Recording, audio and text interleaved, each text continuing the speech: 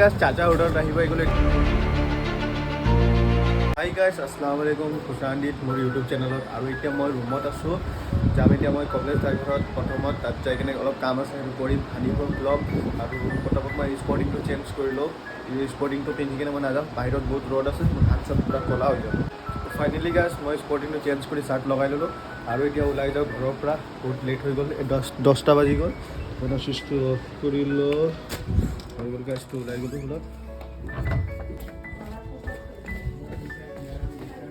Finally গাইছ মই পাৰ্কৰ ওচৰত আহি পাই গ'লোঁ আৰু এতিয়া মই চাচাৰ হোটেলত গৈছোঁ চাহ একাপ খাব কেনে। ৰাতিপুৱাতো ব্ৰেকফাষ্ট কৰিলোঁ কিন্তু চাহ খোৱা নাই, যাম এতিয়া চাহ খাব কেনে। তো বলক চাহ খাওঁ চাচা হোটেলত আৰু আপোনালোকক দেখাই আছোঁ। ফাইনেলি গাইছ চাচা হোটেলত আহিব গ'লোঁ। এতিয়া চাচাই চাহ ধুনীয়া কৰি বনাই দিব। ইফালে গাখীৰ উতলাই আছে চাচাই আৰু মই এতিয়া বহিম এতিয়া ধুনীয়া কৰি। 5 মিনিটমান লাগিব, চাচাই মানে পূৰা ফ্ৰেছ চাহ বনাই দিব। চাচাই এতিয়া চাহ দিলে, তেতিয়া খাই আছোঁ। চাচাই চাহ দি আছে, চাচাই কিন্তু চাহ টেষ্টি বনায়, কিন্তু চাচাৰ তাতে সদায় আহোঁ, মানে মই ৰেগুলাৰ কাষ্টমাৰ আৰু চাচাৰ দোকানত চাহ খাই ল'লোঁ। এতিয়া ওলাই আহিছোঁ কমলেশ দাৰ ঘৰত, অলপ কাম আছে তাতে কৰিম যাই কিনে। হানিপে হ'লে মোৰ মানে অলপ কামত ইজি হৈ যায়, মানে অলপ হেল্পফুল হৈ যায়, মনে হেল্প পাওঁ আৰু। সি আহি গ'ল আৰু সি পাঞ্জাবী কুৰ্তা পূৰা পিন্ধি আহি আছে। এইটো মক্কেলটো আহিছে, আপোনালোকে দেখা পালে। তাক এতিয়া দিম স্কুটি চলাব কাৰণে আৰম্ভ কৰা। স্কুটি চলাব আপোনাৰ দোকান যাওঁ, অলপ বস্তু পাতি লওঁ আৰু গৈ আছোঁ।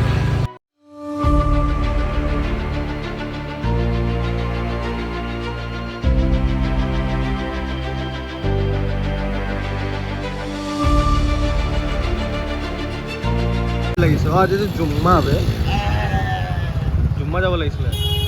তুমিতো নামাজ পঢ়িব না? ময়ো নামাজ পঢ়িম, তাকে আছোঁ। ব'লা ৰখাই দিম। ফাইনেলি গাইছ এতিয়া মই বাপন দাৰ দোকানত আহিছোঁ আৰু বাপন দাৰ দোকানৰ পৰা কিবা অলপ বস্তু বাহানি ল'ব আছে। কাকো এইফালে আছে আৰু এইফালে বাপন দা একদম গ্লাছ লগাই হিৰো বনি গৈছে। বাপন দা অলপ বস্তু লাগে।